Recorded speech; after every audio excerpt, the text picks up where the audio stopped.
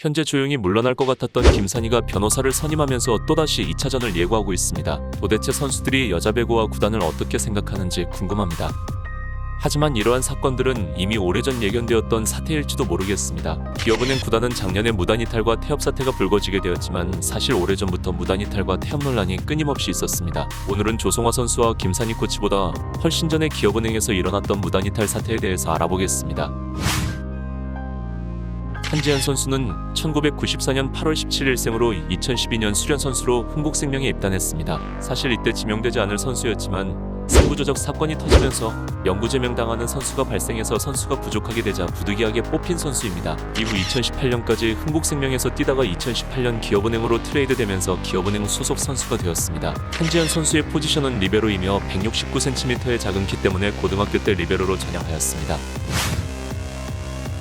한지연 선수는 기업은행으로 이적하면서 좋지 못한 성적을 거두게 됩니다. 6개 팀 리베로 중 최하위를 차지한 겁니다. 당연히 팀 내에서 주전보다는 벤치에 앉아있는 경우가 많았고 많은 지적을 당했습니다. 그러던 중 한지연 선수는 2018년 12월 28일 갑자기 기업은행에서 임의 탈퇴되면서 팀을 떠나게 됩니다. 지금 조성화 선수 사건과 매우 비슷한 상황이 이미 3년 전에 벌어진 겁니다.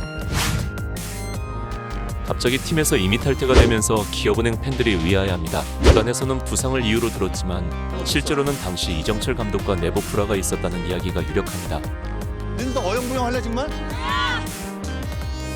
당시 이정철 감독은 한지연의 태도가 마음에 들지 않아 지적했고 한지연 선수는 기분이 상했는지 그날 밤 바로 짐을 싸서 숙소를 무단이탈했다고 합니다.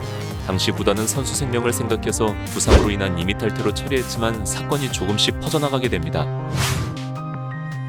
평소 주량이 4병이라고 밝힌 한지연은 SNS에 노는 사진을 올리곤 했습니다. 그녀는 심지어 별명이 술지연, 한축권이었으며 무단이탈 다음날에도 친구들과 노는 사진을 올리면서 더욱 논란이 되었습니다.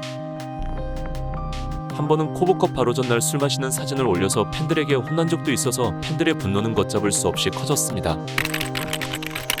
IBK는 과거부터 선수를 무조건 감싸주려고 했던 것 같습니다. 이때 당시 팬들은 한지연 선수의 복귀를 반대하는 탄원서를 쓰기까지 했습니다.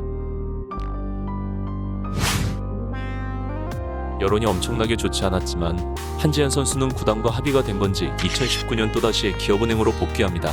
하지만 실력이 받쳐주지 못해 내내 벤치를 지키게 되었고 가끔 출전한 경기에서도 늘 실수를 하게 됩니다. 이후 2021년 구단은 더 이상 한지연 선수와 재계약을 하지 않았고 그대로 자유계약 신분이 되었지만 아무도 데려가려는 팀이 없어서 바로 은퇴가 되어버렸습니다. 아마 이러한 과거가 있었기 때문에 최근 무단이탈 사태가 일어난 것 같습니다. 조성화는 무단이탈을 하면서도 과거 경험으로 봤을 때 당연히 복귀될 줄 알고 행동했던 것 같습니다. 또다시 이런 일이 되풀이되지 않는 여자 배구가 되길 기원합니다. 오늘 영상은 여기까지입니다. 시청해주셔서 감사합니다.